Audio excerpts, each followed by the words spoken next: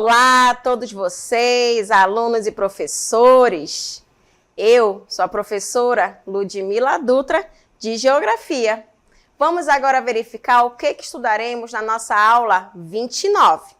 Na aula 29, nós teremos a nossa revisão e, posteriormente, a nossa avaliação. Vamos agora para o momento aí da nossa aula.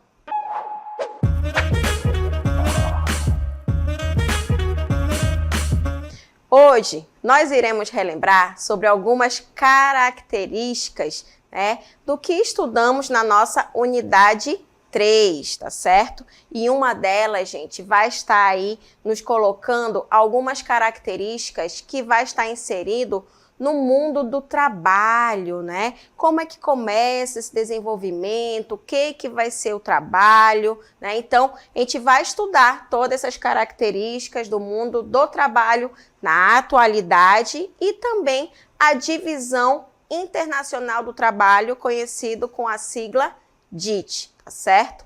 Então, olha só, essas características que a gente vai estudar, vai ter todo um contexto histórico, porque o ser humano, ele não para, ele está em constante movimento, Então, vai ocorrer o quê? Uma evolução do ser humano e, junto com ele, as atividades que ele acaba realizando. E uma das principais, gente, vai ser o trabalho, que acaba se inserindo no dia a dia, no cotidiano das pessoas. Então, nós iremos relembrar o que é o trabalho. Olha só, o trabalho, gente, vai ser a atividade humana capaz de transformar a parte da natureza, modificando também aquele determinado espaço em que se vive, tá? Agora, tudo isso, gente, todas essas modificações, essas transformações, vai estar de acordo com o quê?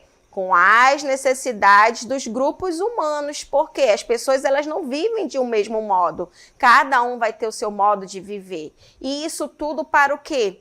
Para atender às exigências. E quais serão essas exigências?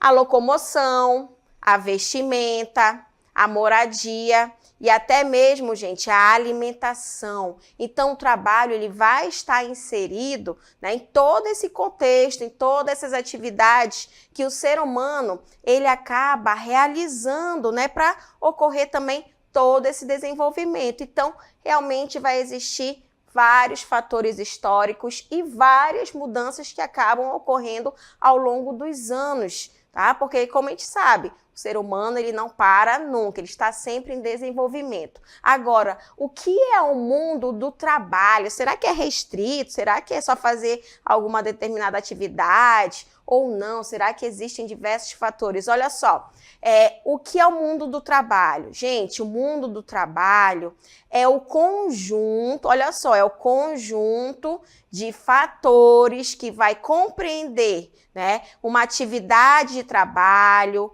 um meio ambiente, conhecimentos instituídos, gente, além de conhecimentos investidos, culturas e processos comunicacionais. Então, como a gente observa, esse mundo de trabalho, ele é enorme, tá? Ele está aí se desenvolvendo no mundo inteiro, tá? E cada um vai ter ali a sua especificidade. Porque vai existir pessoas que vai desenvolver o seu trabalho pegando a parte do meio ambiente, ou vai existir pessoas que já pegam a parte tecnológica. Então, são diversos mundos em que a gente acaba se inserindo para ter diferentes tipos de trabalho. E com o passar do tempo, esse desenvolvimento que acaba ocorrendo no ser humano acabou provocando também o surgimento de uma divisão, que vai ser a divisão internacional do trabalho. Antigamente esse termo, gente, não existia, porém, a gente observa que com o desenvolvimento do ser humano ele já praticava, tá? Porém, a Divisão Internacional do Trabalho, a DIT, ele vai ocorrer lá desde os tempos passados, com as grandes navegações, onde principalmente os europeus eles praticavam aquela atividade, principalmente de exploração. Mas isso não queria dizer que os povos tradicionais, que já estavam, os povos originários daquelas terras, que eles falavam que acabavam descobrindo, né? Eles vão falar ali, será que aquelas pessoas não realizavam seus trabalhos? Sim, mas do modo deles, né? Fazendo ali a sua atividade de agricultura, de pesca, de extração. Então, tudo isso vai estar englobado nesse sistema de trabalho. E agora, o que vai ser essa divisão internacional do trabalho? Olha só, gente, a divisão internacional do trabalho, DIT, é a distribuição de papéis, tá? Em que os países, eles acabam exercendo frente à ordem econômica mundial. Por quê? Como a gente já estudou, né? O ser humano, ele não para, está em constante desenvolvimento. Então, consequentemente, os países também acabam se desenvolvendo bastante. E um desses fatores para ajudar nisso vai ser a parte econômica, ou seja, consiste na divisão das atividades que são realizadas em determinados lugares, né? E também serviços entre os inúmeros países do mundo. Então, acaba surgindo aí essa divisão internacional do trabalho, principalmente em relação a países mais desenvolvidos e a países que ainda está ocorrendo este desenvolvimento, tá? Então, tudo isso acaba englobando vários países que se desenvolvem cada vez mais. O professor Wilberson vai explicar para a gente melhor toda essa função que acaba se inserindo na divisão internacional do trabalho. Prestem atenção aí. Neste momento, nós vamos ilustrar como funciona a Divisão Internacional do Trabalho, a DIT, considerada mais tradicional. Dentro dessa DIT, nós temos dois grupos de países: os países desenvolvidos e os países subdesenvolvidos ou em desenvolvimento.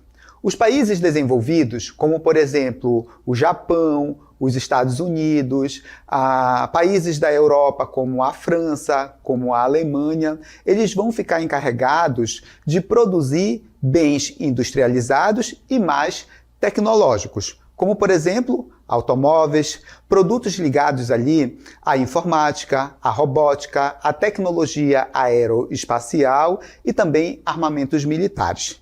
Já as nações subdesenvolvidas ou em desenvolvimento, elas ficam encarregadas de produzir bens oriundos da atividade de agricultura, pecuária e extrativismo. Então, países como o Brasil, México, Argentina, a África do Sul, eles vão produzir majoritariamente bens como soja, milho, carne bovina, carne suína. Na área de extrativismo mineral, eles produzem ferro, manganês, dentre outros, certo? Então, dentro dessa divisão internacional do trabalho considerada mais tradicional, essa é a função dos países desenvolvidos e subdesenvolvidos dentro desse processo produtivo. Isso começa a mudar, isso vem mudando, mas a gente vai acompanhar nas próximas etapas da nossa aula. Então, olha só, gente, aí a gente pôde, né, observar melhor como é que ocorre essa divisão internacional do trabalho, né? Que agora estamos vivendo um momento em que os países desenvolvidos, né, principalmente ali os países europeus, a América anglo-saxônica, o Japão, né, eles acabam tendo destaque por conta das tecnologias, enquanto os países que ainda estão em desenvolvimento, né, que se liga muito à América Latina, ao continente africano, os países do continente africano, vários países do continente asiático, a gente observa que a maior parte desses países, eles acabam, né, tendo grande quantidade de recursos naturais que acaba sendo vendido para os países mais desenvolvidos, enquanto os países desenvolvidos, eles acabam vendendo suas tecnologias para os países em desenvolvimento, os países emergentes. Então, tudo isso é um processo, é um desenvolvimento que acaba ocorrendo, tá? E nessa divisão internacional do trabalho, nós teremos o processo de setores. O setor primário ligado ao quê? Agricultura, pecuária, extração. O setor secundário, muito ligado à construção civil, né? Ao processo de industrialização. E o setor terciário ao comércio e prestações de serviço de um modo geral. Mas um deles acaba chamando muito atenção, né? Que acabou se desenvolvendo ali a partir do momento em que tem atividade da agricultura, pecuária, extração e começa ali o desenvolvimento né, do ser humano, tendo um novo maquinário, né? Então, começa o processo de manufatura, da manufatura começa o processo de industrialização. Então, as indústrias, elas se desenvolvem bastante no mundo inteiro, tá? E aqui no Brasil não vai ser diferente, tá? O Brasil, ele também passa por esse processo de desenvolvimento industrial, principalmente na região centro-sul, pegando ali São Paulo, né? Os estados da região sul do Brasil e na região norte também. Acaba ocorrendo esse desenvolvimento. E uma área que chama também muito atenção e na qual nós vivemos vai ser o quê? A Zona Franca de Manaus, que também vamos relembrar aí os nossos estudos. Olha só, mas o que vai ser a Zona Franca de Manaus, a ZFM? Olha só, a ZFM, gente, vai ser um modelo de desenvolvimento econômico implantado pelo governo federal. A Zona Franca de Manaus, gente, vai ter aí alguns objetivos importantes. E quais serão esses principais objetivos? Olha só, viabilizar, né, a parte de uma base econômica e vai estar principalmente na área da Amazônia Ocidental e do estado do Amapá, né? Também vai ser o de promover a melhor integração produtiva e social dessa região ao país, garantindo principalmente o quê? A soberania nacional sobre suas fronteiras, porque a gente estuda, verifica que a Zona Franca de Manaus vai estar aqui na região norte, na região amazônica, onde teve seu processo, né, de desenvolvimento um pouco mais tardio em relação à área litorânea do Brasil. Então, a Zona Franca de Manaus acabou ajudando a desenvolver cada vez mais uma economia mais fortalecida na região. E isso também acabou ajudando ao quê? A habitar. Habitando vai ajudar também ali a garantir a soberania entre as fronteiras com outros países. Agora, a Zona Franca de Manaus, gente, como é que ela foi instituída?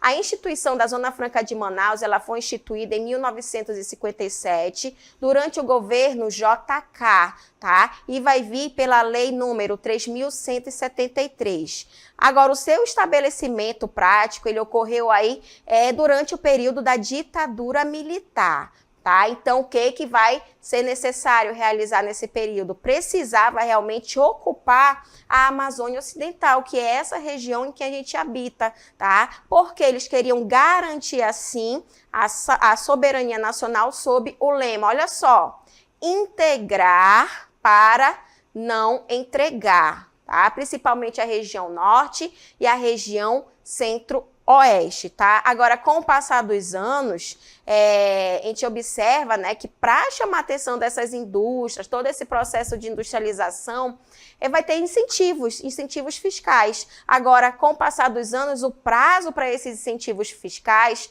ele foi aumentado, tá? Com o passar dos anos, e atualmente vai se estender aí no período de até 2073. Então, a Zona Franca de Manaus, gente, ela vem ali a partir do momento desse desenvolvimento, desde lá do período, né, de JK, onde eles queriam integrar a região para não entregar, né, não deixar ali à toa, sujeito a outros países entrarem, né? Então, a gente observa que vai ocorrendo o desenvolvimento da Zona Franca de Manaus. E o polo industrial de Manaus, com o passar dos anos, ele foi se desenvolvendo cada vez mais, com grandes indústrias que a gente acaba observando que tem um grande destaque nacional, um grande destaque mundial, né? Várias empresas de outros países acabaram se integrando, né? Principalmente por conta dos incentivos fiscais, tá? E isso acaba ajudando no desenvolvimento da região e, consequentemente, também em relação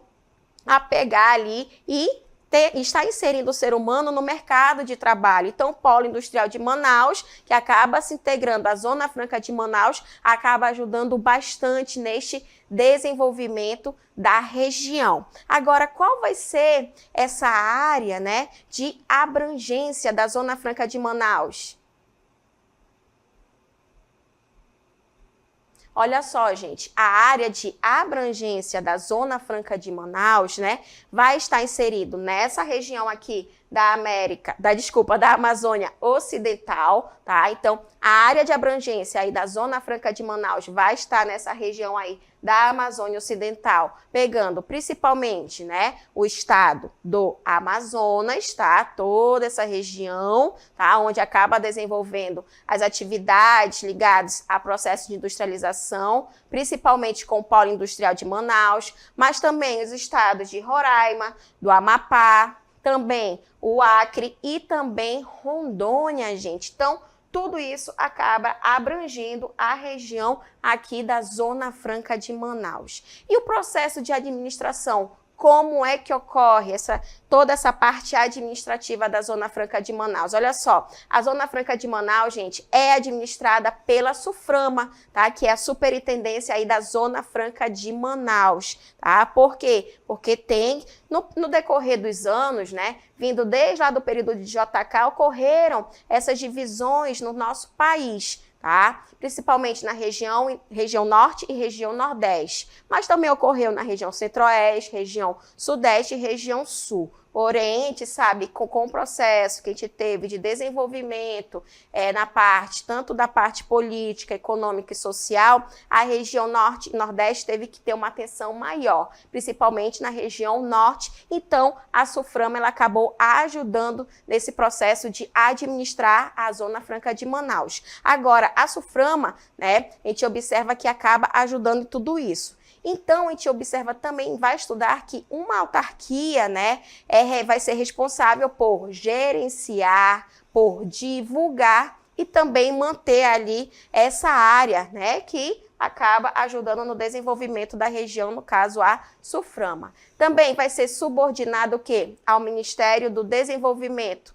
da Indústria e também do Comércio Exterior. Lembrando que existem várias indústrias de outros países na região e isso acaba ajudando bastante nesse processo, né, de desenvolvimento, tanto na parte social quanto na parte econômica, principalmente. Então, gente, a gente vai estudar também, né, que tudo isso, né, vai ajudar nesse desenvolvimento em relação à Zona Franca de Manaus, que vem aí a partir da SUFRAMA, tá? E isso vai fazer com que o Polo Industrial de Manaus tenha um grande destaque. Olha só, o PIN, gente, ele vai possuir aí um dos mais modernos aparatos tecnológicos por conta das indústrias que estão inseridas na região. Vai abrigar uma vasta linha produtiva ligada principalmente às indústrias de ponta, né, ali de produção de eletrodomésticos, de veículos, de produtos de informática, entre outros. Porém, né, no PIN, gente, no Polo Industrial de Manaus, nós vamos ter alguns desafios. E quais serão esses desafios? A diversificação da produção de produtos. É necessário chamar mais a atenção de outras indústrias para inserir na região.